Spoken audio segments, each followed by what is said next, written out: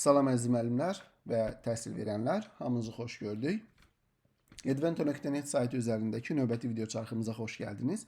Bu videonun hazırlanmasında məqsəd sizə Edvento'nun sinif idarə etmə alətini göstərməkdir.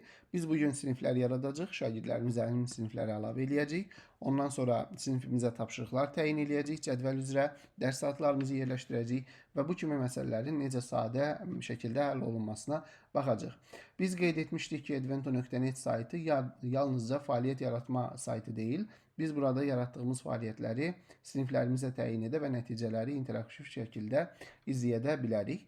Bunun üçün də bu video məncə digər videolardan daha önəmlidir. Çünki bu video sizə sırf sinifi necə idarə etməyi öyrətməyi hədəfləyir. İlk öncə qeyd edeyim ki, Edvento.net saytı hal-hazırda 5 dildə fəaliyyət göstərir. Azərbaycan, türk, ingilis, rus və ispan dillərində.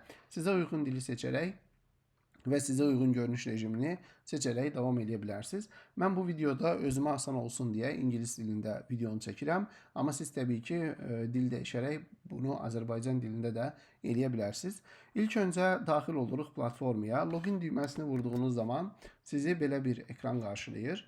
Bu ekranda siz ilk öncə aşağıdan Google ilə daxil ol ya da Google ilə davam et düyməsini tapmalısınız. Əgər varsa təbii ki, e-mailiniz onu da istifadə edə bilərsiniz. Amma mən məsləhət görərdim ki, sürət baxımından Google ilə daxil olmağınız daha məqsədə uyğundur. Amma qeydiyyatınız yoxdursa təbii ki, bilirsiniz ki, qeydiyyatdan keç düyməsinə gəlməlisiniz. Burada müəllimsizsə müəllim kimi, şagirdsizsə şagird kimi qeydiyyatdan keçib davam etməlisiniz platformaya girişi. Amma burada bir məsələ var ki, deməli, siz əgər müəllim olaraq şagird kimi qeydiyyatdan keçirsinizsə, bu zaman müəllim profilinin imkanlarından istifadə edə bilmirsiniz. Ona görə də burada seçiminizi dəqiq eləyin. Yəni şagirdsizsə müəllim kimi qeydiyyatdan keçməyin, müəllimsizsə şagird kimi qeydiyyatdan keçməyin ki, sonra bunu dəyişdirmək mümkün olmur.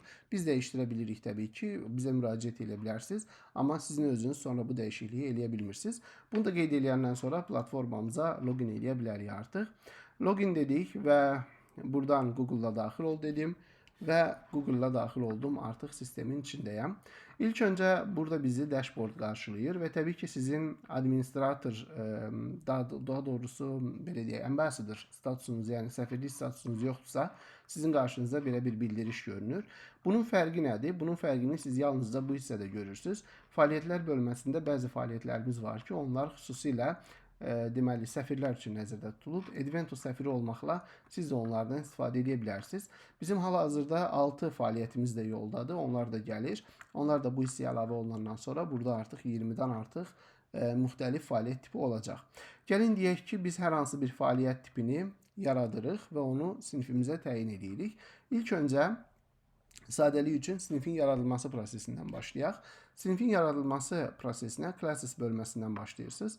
Baxın, ilk öncə classes bölməsində sizi müəllimin dərs cədvəli qarşılayır və bu dərs cədvəlini heç bir şəkildə dəyişdirə bilmirsiniz. Aşağıda 7 schedule var. Hətta bunu eləsəniz belə burada elə bir şey əlavə eləmək mümkün deyil. Bu niyə belədir? Çünki bu sistem elə qurulub ki, sizin cədvəlinizə sinif əlavə eləməyiniz üçün sinifinizin olmağı vacibdir. Yəni sinifiniz yoxdursa, təbii ki, dərs cədvəlinə sinif də əlavə eləyə bilmirsiniz. Və bunu da qeyd edeyim ki, hər bir müəllimin dərs cədvəlinə atdığı siniflər sonradan gedir vahid olaraq bir yerdə toplanır və şagirdin qarşısına çıxarılır. Yəni hər bir müəllim əslində öz dərs cədvəlini qurur və nəticədə isə şagirdin dərs cədvəli qurulmuş olur. Dediyimiz kimi, yəni dərs cədvəli qurmaq üçün ilk öncə sinif yaratmalısınız. Burada aşağı hissədən də create your first class deyərək yarada bilərsiniz və ya elə yuxarı hissədən create new class deyə sinifinizi yarada bilərsiniz. Məsələn, sadəlik üçün mən yazım ki, burada tutaq ki, kimya 7A deyək. Məsələn, deyək ki, nə deyək? Kimya. Sadəcə kimya. Burada təbii ki, bəzi fənlərdə izaha ehtiyac olur. İndi bizdə yoxdur. Kimya dedik bura. Ya da məsələn tam sinif deyə bilərsiniz. Qrupunuz varsa qrup 1, qrup 2 deyə bilərsiniz. Bu da maraqlı bir yanaşmadır. Məsələn, mən burada tam sinif deyirəm və create class deyirəm. Sinifim yaradıldı. Məsələn, bir sinif daha yaradaq. Gəlin. Create new class. Yazaq ki, kimya. Deməli, kimya 7B. Məsələn, burada da yenə tam sinif deyək. Burada kimya sözünü işlətməyiniz önəmlidir. Çünki şagirdin cədvəlinə də bu yazdığınız kimi düşür və şagird sonra bilmir ki, bu hansı fəndir. Məsələn, 7A, 7B yazanda sizə rahatdır, düzdür. Amma şagird artıq anlaya bilmir ki, bu hansı fəndir. Ona görə məsləhətdir ki, qarşısına kimya, fizika və ya başqa fənni də qeyd eləyəsiniz. Tam sinif sözünü də yazdıqdan sonra create deyirik və bu zaman artıq bizim 2 sinifimiz olur. İndi sinifləri cədvələ əlavə etmək üçün yenə də dərs cədvəlinizi edit edirsiniz. Bu zaman açdığınız zaman burada artıq siniflər görünür. Məsələn, deyək ki, mənim birinci gün 1-ci saata 7B-yə dərsim var. Birinci gün 4-cü saata 7A-ya girirəm. Ondan sonra 3-cü gün ard-arda onlara 7B və 7A olaraq ard-arda dərs keçirəm. 4-cü gün səhər təsəvvür edin ki, 2 saat 7B-yə dərsim var və ondan sonra aşağıda 7A-ya 2 saat dərsim var və bu şəkildə bunları qeyd elədim. Və hamısı qeyd olunandan sonra burada dan düyməsini basırsınız. Bundan sonra hazırladığınız dərs cədvəli bu şəkildə görünür, həftənin günləri və saatları üzrə. Və burada təbii ki, bunu endirə bilərsiniz, yəni birbaşa yükləyə bilərsiniz. Burada bir də Show Today düyməsi var. Bugün bazar günü olduğu üçün burada normalda gün görünür, yəni ayrı bir rənglə verilir. Mənim videonu çəkdiyim gün bazar gününə təsadüf elədiyi üçün mən bunu görmürəm. Amma siz hər hansı həftənin başqa bir günü platformaya daxil olsanız görərsiniz ki, həmin gün digər günlərdən fərqlənir, yəni digər günlərdən seçilir. Və beləliklə biz artıq siniflərimizi hazırladıq. İndi isə siniflərimizə şagird əlavə etmə prosesinə başlayaq. İlk öncə qeyd edeyim ki, Edvento web saytında şagirdlərin və müəllimlərin rolları və müstəqillikləri belə deyək, tamamilə ayrılıb. Yəni şagirdə burada tamamilə bir şəxsiyyət kimi yanaşılır. Yəni sizin şagird profilinə hər hansı bir müdaxilə etməyiniz və ya onu dəyişdirməyiniz və ya onu istədiyiniz kimi sinifə onun rızası olmadan əlavə etməyiniz kimi məsələlər bu platforma üzərində qadağan olunur. Yəni bunları eləyə bilmirsiniz. Bəs yaxşı, o zaman biz şagirdi sinifə necə dəvət edə bilərik? Sinifə daxil olursunuz bunun üçün ya da sinifin kodunu, yəni linkini götürürsünüz. Mən daha çox bunu sevirəm. Sinifə daxil olduqdan sonra buradan fikir verin, hal-hazırda sinifdə heç bir şagirdimiz yoxdur. Burada sinifin QR kodu var. Əgər bütün şagirdlər sinifdədirlərsə, QR kodu bu şəkildə ekrana verə bilərsiniz və ya endirib hardansa, məsələn, sinifin divarından hardansa bir yerdən asa bilərsiniz. Şagirdlər skan edib qoşula bilərlər və ya bu kodu verə bilərsiniz. Məsələn, mən adətən bunu eləyirəm. Bu kodu buradan kopyalayırsınız, şagirdlərə verirsiniz. İndi gəlin şagird profilindən baxaq məsələyə. Şagird profilində isə sinifə qoşul deyilən bir düymə var. Bu hissədə həmin kodu daxil edir və sinifə qoşul deyir. Bu zaman şagirdə bildiriş verilir ki, bu kimya 7B-dir və müəllim də burada Vəli Əliyevdir. Siz bu sinifə qoşulmaq istədiyinizdən əminsinizmi? Yəni, bu o deməkdir ki, artıq siz bu sinifin bir üzvü olacaqsınız və buna razılaşırsınızmı? Bu çox önəmlidir, çünki bu platformada müəllimlər şagirdləri yalnız siniflərin içində görə bilir və bir çox funksiyalarımız siniflə bağlıdır. Məsələn, şagirdlə müəllim eyni sinifdə deyillərsə, belə deyək də, şagird, daha doğrusu müəllim şagirdə tapşırıq belə ata bilmir. Yəni, sinif burada çox önəmli bir şeydir. Müəllimləri şagirdlərlə bağlayan hublar, yəni bir növ belə şəbəkələr rolunu oynayır. Ona görə də burada bir sual verir. Yəni, doğrudanmı siz bu sinifə qoşulmaq istəyirsiniz deyir. Mən sinifə qoşul deyirəm və sinifə qoşulma sorğum göndərilir. Yəni, yenə də sinifə qoşulmuş olmuram. Və qarşı tərəfdən mən yenə də classes bölməsinə daxil olanda görürəm ki, mənə bir sorğu gəlib. Deyir ki, Vəli Əliyev sizin sinifinizə qoşulmaq istəyir. Təbii ki, öz profilimdir. Buradan bunu qəbul etdiyim zaman yenə də məndən soruşur ki, ay müəllim deyir, bu şagird sizindirmi? Yəni, siz bu şagirdi qəbul edirsinizmi? Yəni, əgər qarşı tərəflərin hər ikisi bu prosesə hə deyirlərsə, o zaman artıq narahat olması bir şeydə qalmır. Approve dedim və artıq şagird sinifin içərisindədir. Baxın, burada göstərir, bu sinifdə hal-hazırda bir şagird var, bu sinifdə isə hal-hazırda şagird yoxdur, 0 olaraq. Və mən artıq sinifə daxil oluram, View Class. Və burada görürəm şagirdimi, şagirdim Vəli Əliyev, bu profildir. Və burada mən şagird profilinə kliklədiyim zaman şagirdin çox datasını görə bilirəm. Baxın, burada çox önəmli bir məsələ var. Mən şagird profilini istəsəm belə platforma üzərində axtarıb tapa bilmirəm. Yəni, bu çox önəmli bir məsələdir. Hətta siz şagird profilinin linkini kopyalasanız belə, bir şəkildə bunu götürsəniz belə, siz əgər şagirdlə eyni sinifdə deyilsinizsə, şagirdi heç cür tapa bilmirsiniz. Düzdür, şagird sizi tapır, şagird sizin profilinizi görür, amma child protection issue olmasın deyə, yəni uşaqların müdafiəsi belə deyək də, məsələsinə toxunulmasın deyə siz şagirdi tapa bilmirsiniz. Yalnız şagird özü razılıq verdiyi zaman, ondan sonra platforma üzərində siz müəllimi olaraq onu tapıb profilinə baxa bilərsiniz. Burada şagirdin nailiyyətlərini görə bilərsiniz. Burada çox maraqlı bir şey var.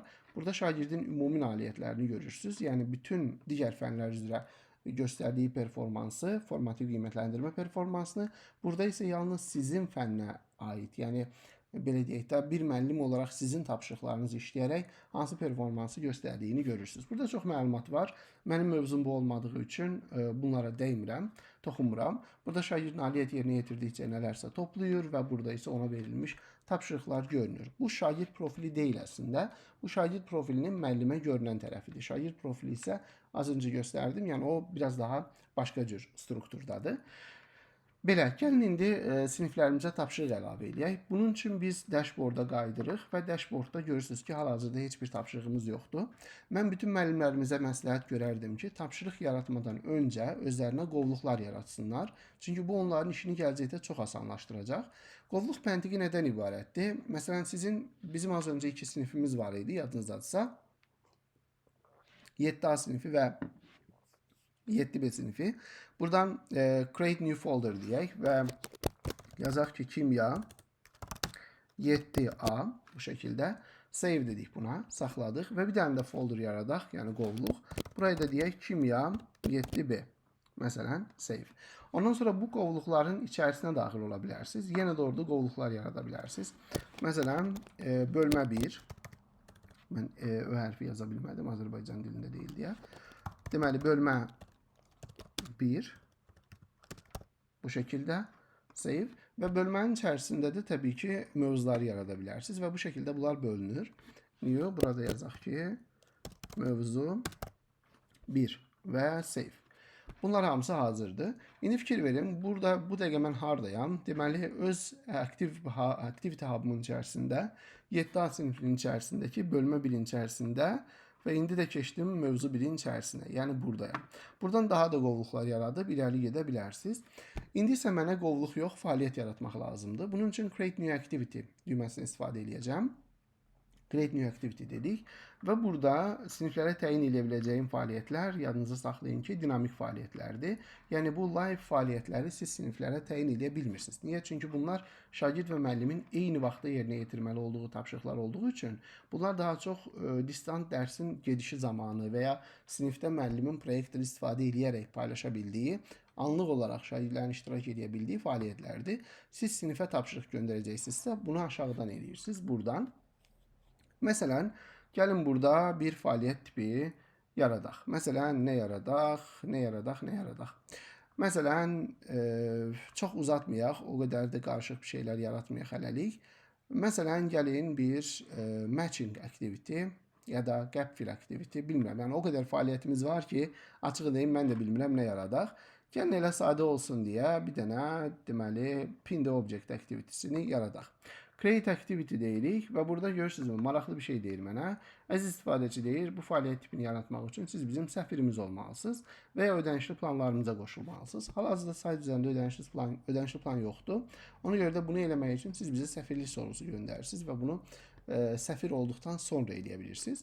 Mən ona görə də bunu yox, crossword fəaliyyətini yaradıb sizə bunu nümunə olaraq burada göstərmək istəyirəm. Ya da gəlin elə sekvens yaradaq, sekvens daha rahat olur. Məsələn, yazaq ki, qarışıqların, mən deyəsən, qarışıqların ayrılması. Burada bir hərf səhvim var. Bəli. Qarışıqların ayrılması dedim və hər kəsə açıq şəkildə qoydum bunu. Buradan bunu bağlaya da bilərsiniz. Mən bu dəqiqə bağladım bunu. Bağlayanda nə olur? Bilirsiniz, yəni kitabxana bölməsində görünmür. Bir arxa fonla başlayaq. Qarışıqların ayrılması üçün belə bir arxa fon götürək. Seçdik. Və indi ilk öncə mən təlimat daxil eləməliyəm. Burada təlimat daxil edərkən nə edirsiniz? Yəni, məsələn, deyək ki, duz, su, biraz yazmaq çətin olur. Çox fərqli dilləri işlədəndə insan beləcə yazmağı çətinləşdirir. Deyək ki, duz, su və birə deyək, biraz da qaçıq olsun. Duz, su, metal tozu, dəmir tozu olsun. Bilək hansı metaldır. Dəmir tozu və qum qarışığını ayırmaq üçün lazım olan mərhələlərin ardıcıllığını göstərin. Düzgün, belə deyək, düzgün sıra ilə düzün. Belə bir tapşırıq verdim. Təbii ki, bunu eləyə bilmək üçün sizə bu ardıcıllıq lazımdır. Bu sadəcə tapşırığın instructionu idi və mən buna bir save dedim. Yəni, bu onsuz da bura düşdü, qaldı burada. İndi burada add step deyirəm. İlk öncə, deməli, əlimizdə duz, su və dəmir tozu varsa, ilk öncə birinci mərhələ üçün nömrəni yazmaya da bilərsiniz. Maqnit istifadə edin. Mən biraz səhvlər eləyirəm yazanda, ona fikir verməyin. İlk öncə dəmiri çıxartdıq. İndi burada nə var? Duz var. Onda yazaq ki, deməli, suda həll edin. Ondan sonra növbəti mərhələdə filtrləyin. Ondan sonra növbəti mərhələdə buxarlandırın. Ya da distilə edin. Məsələn, buxarlandırmaq daha yaxşıdır. Buxarlandırın və belə. Yazdıq. Deməli, ilk öncə maqnitdən istifadə edirik. Burada dəmir ayrılır. Ondan sonra suda həll edirik və burada suda həll olmayan qumumuz ayrılır. Ondan sonra filtrləyirik, qumu götürürük, ayırırıq və ondan sonra da buxarlandırırıq, duzla suyu da ayırırıq. Hətta suyu işin içinə qatmamaq üçün burada belə suyu belə deyək də itirəcəyik onsuz da, itirməyə də bilərsiniz. Amma yəni təbii ki, məsələnin kimyasına bu dəqiqə girməyək burada. Deməli, burada save change dedik və bunların hamısı saxlanıldı bu dəqiqə. Buradan bir dənə də save dedik və tapşırıq hazırdır. Tapşırığımız buradadır, qarışıqların ayrılması. Activity-ni launch edib yoxlaya bilərsiniz. Məsələn, ilk öncə bu qarışığı necə ayırırıq. Buradan özünüz tapşırığı işləyib baxa bilərsiniz. Neysə, bu məsələ hazır. İndi biz sayta yenidən geri dönüş eləyirik. Tapşırığımız buradadır. Bu tapşırıq hər zaman yaradıldığı zaman, yəni ilk yaradılan zaman tapşırıq gəlir düşür sizin activity hub'a. Yəni bura gəlir düşür. Və bura gəlib düşdüyü zaman da siz bunu buradan harasa bir yerə göndərməli olursunuz. Bunu çox rahat eləyirik. Məsələn, burada hub işarəsi var. Bu hub işarəsini vurursunuz. Və hub işarəsini vurduğunuz zaman buradan baxırsınız. Məsələn, mən bunu hara göndərmək istəyirəm?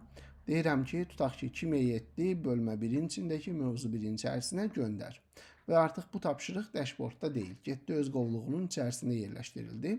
Və bunu həmçinin siz qovluqları da eləyə bilərsiniz. Yəni qovluğu da bir başqa qovluğun içərisinə göndərə bilərsiniz. Belə, tapşırığım hazır olduğu üçün gəlin biz sinifə tapşırıq təyin eləyək. Bunun üçün classes bölməsinə daxil oluruq. Burada mənim siniflərim var. Aşağı hissədən 7B-yə, yəni mənim şagird əlavə elədiyim sinifə baxıram, view class deyirəm. Bundan sonra burada sinifdəki şagirdlərin sayı, həftənin günləri görünür. Gəlin təsəvvür edək ki, bu tapşırığı mən həftənin 3-cü gününə təyin eləyirəm. Çünki dərs cədvəlim yadınızdadırsa, buradan baxırıq. 3-cü gündə mənim hər iki sinifə dərsim var idi. Yəni 7A-ya da 7B-yə də dərsim var idi. Buna görə də mən sinifə daxil oluram, view class. Və həftənin 3-cü gününə, yəni Wednesday-yə, may ayının 20-sinə gəlib add task deyirəm. Bundan sonra bayaq yaratdığım qovluqlar açılır. Burada qovluqları bir-bir açıb, içərisində bölmə 1, mövzu 1 və tapşırığı tapdıq burada. Təbii ki, yəni bunu bu şəkildə eləməyə də bilərsiniz. Hamısını bir yerə toplayıb eləyə də bilərsiniz, amma uzun vadədə bu biraz insanı yorur. Vəssalam, burada tapşırığın tipini görürsünüz, adını görürsünüz, seçirsiniz. Burada bu düyməmiz indi biz bunu tapşırmışıq. Burada düymə var əslində, fikir verin, düymə var. Amma bu düymə görünmür. İndi bunu düzəldirik, biz düzəldəcəyik bunu. Siz sayt açanda böyük ehtimal ki, bu işləyir olacaq. Düymə işləyir işləməyinə sadəcə görünmür. Buradan fikir verirsinizmi, mouse'un işarəsi dəyişilir və buradan assign edirsiniz. Vəssalam, həmin tapşırıq düşdü bura. Burada diqqətimizi cəlb edən nə oldu? Digər xanalar boşdur. Bu xanada isə bir nöqtə görünür. Nöqtə nə deməkdir? Nöqtə o deməkdir ki, tapşırıq sinifə təyin olunub, amma şagird tərəfindən hələlik işlənilməyib. Mən bunu vurduğum zaman da bunu görə bilirəm. Baxırsınızmı? Tapşırığın statusu missingdir, yəni hələ işlənilməyib. Neçə cəhd eləyib? 0. İlk cəhdin nəticəsi falan da yoxdur. Bu mənim şagirdə verdiyim tapşırıqların statistikasıdır. İndi mən şagird profilimə daxil olum ilk öncə. Daxil oldum və şagirdə təyin olunmuş tapşırıqlar var. Onların deməli mən şagirdin deməli profilindən görə bilirəm əslində. Sinifləri var şagirdin burada. Bircə dəqiqə, şagirdin sinifləri. Burada. Şagirdin sinifləri var. Şagirdin 7A, 7B diye 2 sinifi var. Şagird buradan daxil olur öz sinifinə, tapşırığını tapır, işləyir və ondan sonra nəticəni müəllimə göndərir. Və ya əgər proses eyni bir sinifdə, yəni sinif şəraitində daxil olursa, baş verirsə, yəni müəllim və şagird sinifdədirlərsə, müəllim sadəcə olaraq buradan kodu götürür, yəni tapşırığın kodunu. Onsuz da bu assign olunubsa, yəni şagirddə görünür. Bayaq gördüyümüz kimi sinifin içində görünür.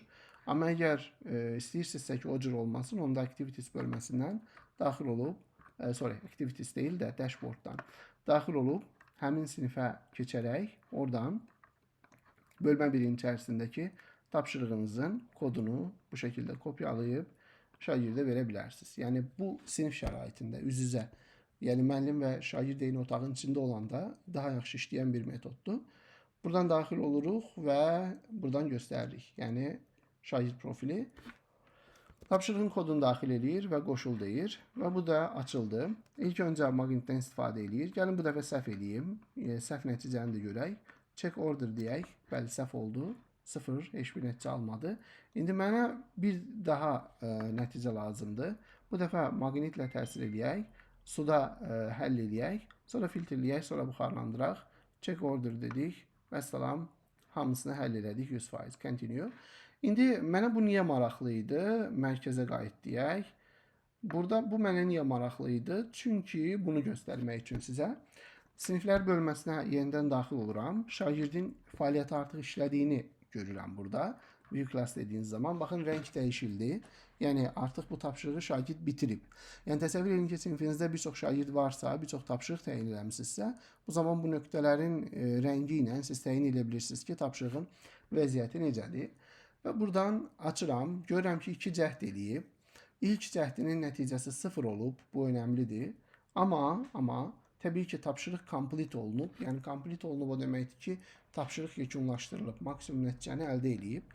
Amma təbii ki, burada hər müəllim üçün, məsələn, mən bir müəllim olaraq mən buna baxıram. İlk dəfə cəhd eləyəndə nə yığıb? 0. Deməli, ilk dəfə cəhd eləyib, baxıb suala, hardansa öyrənib, sonra təkrar edib. Yəni bu məsələləri biz nəzərə alırıq. Və təbii ki, gələcəkdə bura bir sütun daha əlavə edib, axırıncı nəticə və ya digər nəticələr deyə də görə bilərik. Amma məncə hələlik buna ehtiyac yoxdur. Siz ehtiyac bilsəniz, bilirsiniz bizdə burada əlaqə bölməsi var. Əlaqə bölməsini saytın aşağı hissəsindədir, kontakt. Buradan bizə yazırsınız, biz də həmin o hissədən gələn mesajlar əsasında dəyişikliklər aparırıq. Belə, bugün biz çox şey öyrəndik. Videomuz baya uzun oldu.